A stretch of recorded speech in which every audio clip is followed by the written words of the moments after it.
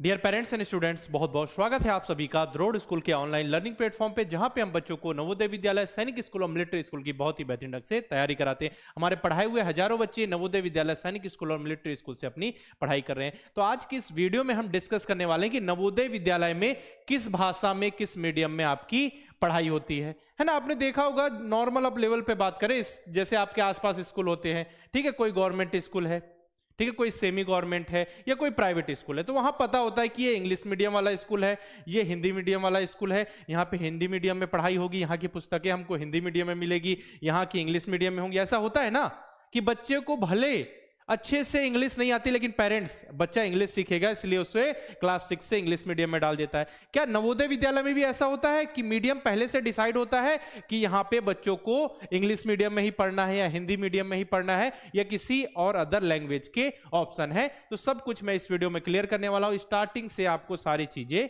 देख लेना है। मीडियम ऑफ स्कूल, तो जैसा कि मैंने आपको अभी बताया, मीडियम ऑफ स्कूल मतलब स्कूल का माध्यम क्या है, हिंदी मीडियम स्कूल है या इंग्लिश मीडियम। तो अपने अपने लोकल लेवल पे देखा होगा कि बड़े बड़े इंग्लिश मीडियम स्कूल होते हैं, ठीक है, आसपास सेमी गवर्नमेंट स्कूल भी होते हैं, अर्धशासकीय जो होते हैं, है ना, और साथ में गवर्नमेंट स्कूल भी होते हैं, लेकिन उनका मीडियम तो पता होता है कि ये हिंदी मीडियम वाला स्कूल है, ये इंग्लिश मीडियम वाला स्कूल है, होता है ना, तो ये पता होता है। लेकिन जब आप नवोदय विद्यालय में जाते हो तो स्कूल का मीडियम क्या होता है? तो स्कूल का मीडियम क्या होता है, लेवल वाइज चेंज होता जाता है, लेवल के हिसाब से।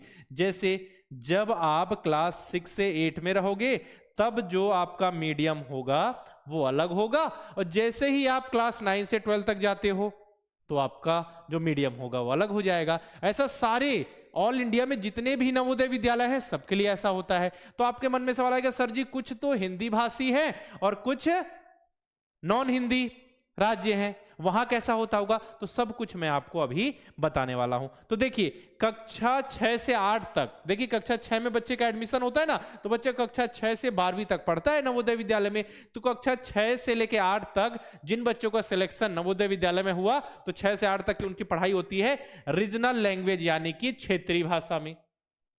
रीजनल लैंग्वेज यानी कि क्षेत्रीय भाषा। अब जैसे जो हिंदी भाषी क्षेत्र है वहां रीजनल लैंग्वेज क्या होगी? हिंदी होगी।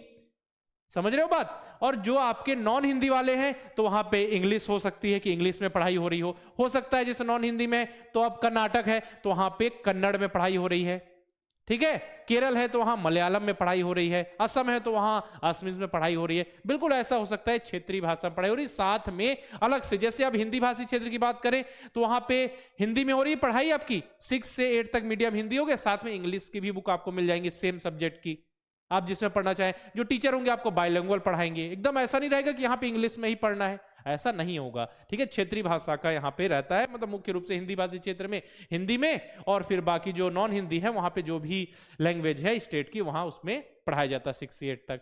अब इसके बाद कक्षा 9 से 12 तक तो जो मीडियम होता है वो आपका हो जाता है इंग्लिश, इंग्लिश मीडियम हो जाता है, ठीक है। पूरे ऑल इंडिया में इंग्लिश मीडियम हो जाता है 9 to 12 नवोदय विद्यालय, ठीक है ना। चलिए, अब क्या होता है, इसमें से भी सब्जेक्ट स्पेसिफिक है कि आपको जो मैथ्स होगा वो इंग्लिश में पढ़ाया जाएगा, ठीक है, आपको साइंस जो होगा वो इंग्लिश में पढ़ाया जाएगा, ठीक है। इसके बाद आपका जो कॉमर्स होगा, ठीक है, वो हिंदी और इंग्लिश दोनों में इंग्लिश में होता है मुख्यतः। और जो सोशल साइंस होता है, ठीक है, जो सामाजिक विज्ञान होता है वो किस में होता है बताओ?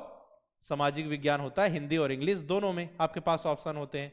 सामाजिक विज्ञान मतलब आपके पास बुक्स जो है हिंदी और इंग्लिश दोनों में मिलेंगी, ठीक है। इसमें हम कर देते हैं हिंदी और इंग्लिश,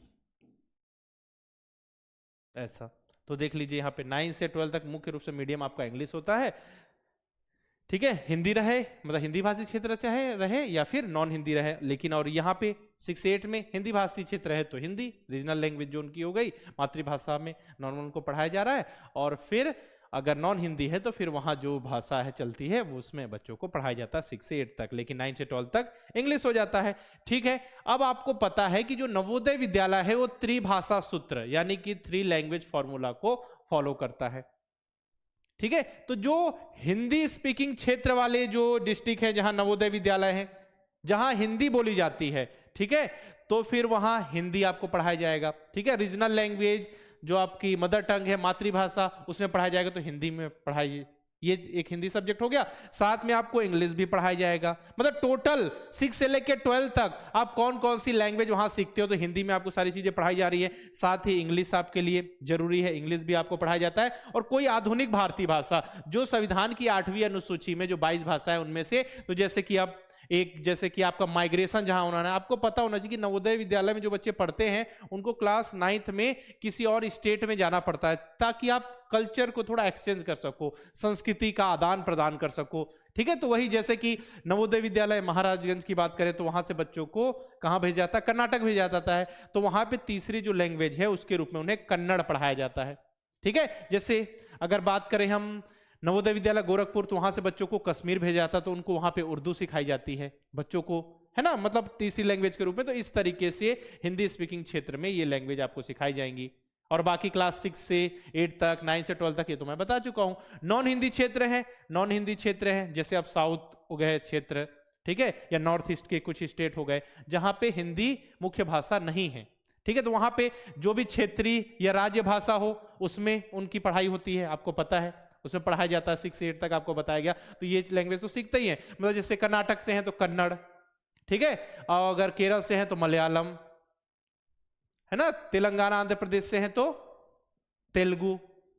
साथ में जो नॉन हिंदी वाले उनको हिंदी भी पढ़ाया जाता है, हिंदी सिखाई जाती है, जो अलग से एक भाषा के रूप में हिंदी। और इंग्लिश जो है, इंग्लिश तो दोनों जगह, नॉन हिंदी हो या हिंदी हो, दोनों स्पीकिंग वाले क्षेत्र में आपको यहाँ पे इंग्लिश सिखाई जाती है। जो आधुनिकता रहेगी, जो आगे अपने विचार जो भी है, विमर्श है, उनको आदान प्रदान करने के लिए ये जो भाषा होती है इंग्लिश, जो आप देखिएगा सभी समझ सकते हैं। जैसे ऐसा होगा कि आप साउथ वाले एरिया में जाओगे तो हिंदी बोलोगे तो हो सकता है ना समझ पाए, ठीक है, या फिर दक्षिण भारत से कोई भी जो स्टूडेंट है अगर यहाँ नॉर्थ इंडिया में आ जाता है, अब वो अपनी जो लैंग्वेज है, जो भी हो लैंग्वेज, वो बोले तो हो सकता है आप ना समझ पाओ, लेकिन इंग्लिश एक ऐसी भाषा है जिसको सभी समझ सकते हैं।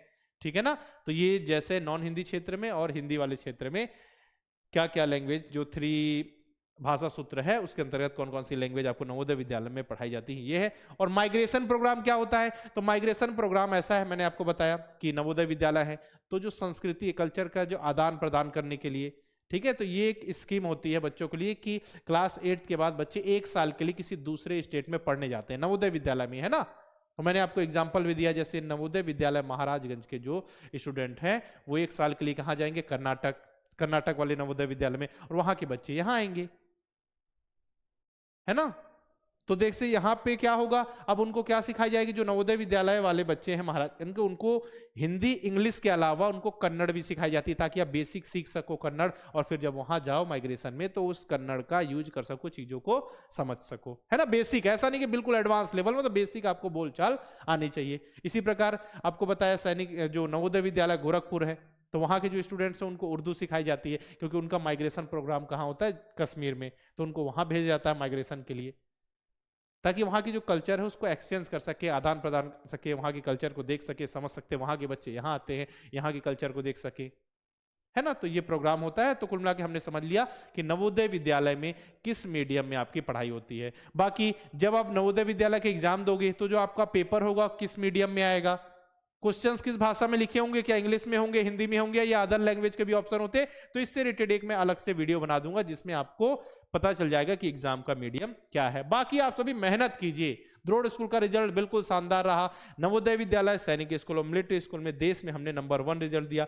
हमारे द्वारा पढ़ाए हुए हजारों बच्चे नवोदय विद्यालय, सैनिक स्कूल और मिलिट्री स्कूल में अपनी पढ़ाई कर रहे हैं। अब बारी आपकी है, नेक्स्ट ईयर के लिए आप प्रिपरेशन करना चाहते हो तो हमारे न्यू लाइव बैच की शुरुआत हो चुकी है, जिसमें इनरोल करके आप अपनी बेहतरीन पढ़ाई स्टार्ट कर सकते हो। नवोदय विद्यालय की तैयारी के लिए हमारा नवोदय लाइव बैच है। सैनिक स्कूल और मिलिट्री स्कूल की तैयारी के लिए हमारा तेजस लाइव बैच स्टार्ट हो चुका है। साथ ही नवोदय विद्यालय क्लास 9 के लिए भी हमारे बैचेस अभी स्टार्ट हुए। जितनी जल्दी आप इनरोल करके अपनी बेहतरीन तैयारी स्टार्ट करोगे, सफलता के चांसेस उतने ज्यादा है। साथ ही आपको देख लीजिए लाइव लेक्चर्स मिलेंगे। लाइव आपके जो बैचेस हैं तो लाइव लेक्चर्स तो मिलेंगे, लाइव क्लासेस होंगी। बच्चे चैट के माध्यम से डाउट क्लियर कर सकते हैं। जैसे ही हमारे लाइव लेक्चर हुआ उसकी रिकॉर्डिंग आप सभी को दे दी जाएगी। Practice sheet, chapter test, model paper, mock test, हर वो चीज प्रोवाइड की जाएगी जो कि एग्जाम में सफलता के लिए जरूरी है। बाकी आप सभी के लिए बैच वाइज ग्रुप बना दिए जाएंगे ताकि उसमें जो भी इंफॉर्मेशन आए हम दे सके, और बाकी प्रॉपर गाइडेंस दिया जाएगा किस तरीके से एग्जाम में सफलता हासिल करनी है।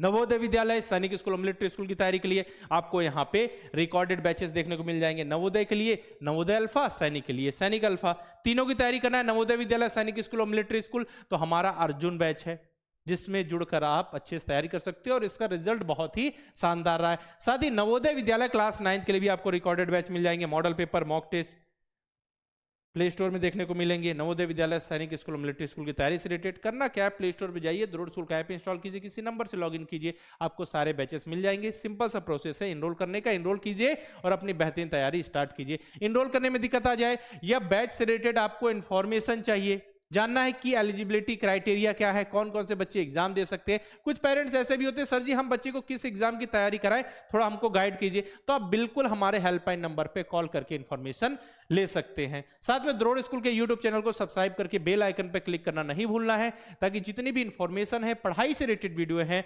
अपडेट नोटिफिकेशन समय पर आपको मिलती रहे। तो इस वीडियो में हमने डिस्कशन किया कि नवोदय विद्यालय में किस माध्यम में, किस भाषा में, किस मीडियम में आपकी पढ़ाई होती है, कि नवोदय विद्यालय पूरी तरीके से इंग्लिश मीडियम है या पूरी तरीके से हिंदी मीडियम है या बाइलिंगुअल पढ़ाई होती है ना। ये सारी चीजें मैंने यहां पे बता दिया। इसी तरीके से सैनिक स्कूल, मिलिट्री स्कूल से रिलेटेड भी मैं वीडियो आपके लिए लेकर जरूर आऊंगा। बाकी इस वीडियो में रखते इतना ही। नवोदय विद्यालय, सैनिक स्कूल और मिलिट्री स्कूल की तैयारी से रिलेटेड किसी भी टॉपिक पे इंफॉर्मेशन चाहिए तो आप कमेंट बॉक्स में लिख देना, हम उस टॉपिक से रिलेटेड वीडियो लेकर जरूर आएंगे। बाकी मिलते हैं नेक्स्ट वीडियो में, तब तक के लिए अलविदा, जय हिंद।